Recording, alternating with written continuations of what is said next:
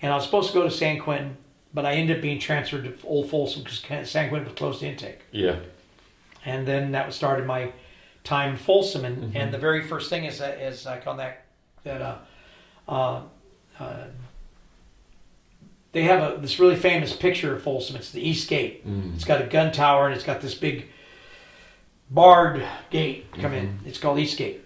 And when you drove through, you used to drive through on this little gray bus that just fit under there. Yeah. It's kind of school bus type thing, called the Gray Goose. And when you came in, you'd be in the little Sally Port, and you got to hear those big iron gates slam behind you. Yeah. And there was a sign above the other gate that says, "This is the end of the world." So then you drive through that, and you drive down and around, come back up, and you pull up on the main yard. Yeah. And whenever buses were coming, they would have no yard that day. And they would let you out right there at the R&R, the receiving and releasing unit. Yeah. And so you come out, and you get in there, and then they had you line up, and then they bring out these things, you used to call them 103B cards. And they had every bit of information about you, county commitment, charges, age. You know, oftentimes if you had parents, they tell you who your parents were and all this stuff like that. Yeah. And they would give that to an inmate clerk. Now, the inmate clerks now know who you are, where you're from and stuff. So they know who to tell that so-and-so's homeboy from the counties and all that stuff is there. Right. Well, I fell out of Fresno County. Okay. But I never claimed Fresno because I wasn't born in Fresno. I just fell out of Fresno. Yeah. And so we're out there, and kind of my very first introduction to this kind of a prison thing here. Because there were incidents that happened at Vacaville. That's where I saw my first in-house prison killing, was at Vacaville. Right. But in Folsom, I'm there less than 45 minutes. We're standing outside. Yeah.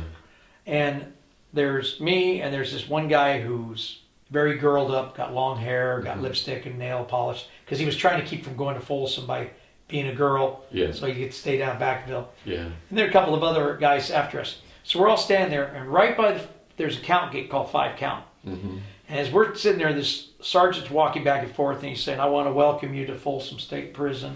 And at Folsom State Prison, we do things our way. Folsom State Prison was built in 1880, built from the granite. This was a quarry, convict blood and split. And as he's talking to us, all of a sudden this count gate slams open, and there's a guard that stands right there. But he's watching what's happening with us. All of a sudden this gate slams open. This little Mexican guy comes running out of this gate. Just a couple steps behind him is this great big Mexican guy with this 14-inch knife in his hand. Jeez. And the little guy turns his head 1 minute to see what's going on. He sees us, turns for a minute, and ends up slamming into a pole right there at the corner of the yard. So he didn't make the track. He hit the yard fencing. Yeah. And the big guy ran up and stabbed him about 7 times, threw the knife down before any of the gunners could lock and load. Because we got full armed gunners with, at that time, shotguns and Mini 14s. Yeah. And they had Mini 14s out because we were out there being interviewed.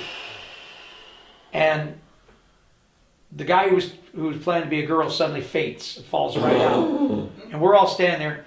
And the sergeant with us, he looks over at what's going on as other officers are responding. Yeah. But he doesn't leave us. But in the same point, he doesn't break sentence. He turns around and goes, "And as you notice at Folsom State Prison, we have unscheduled extracurricular activities happening all the time. Okay, guys, let's go on inside R&R." Wow.